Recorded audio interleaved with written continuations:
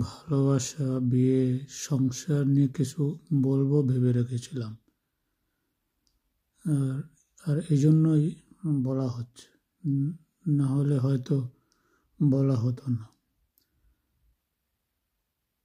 হ্যাঁ, ভালোবাসা তো হয়, মানুষ ভালোবাসে, বিয়েও হয়। অনেকে ভাবে যে বিয়ে করবো, আসলে বিয়েটা কিসমত থাকলে হয়ে যায়।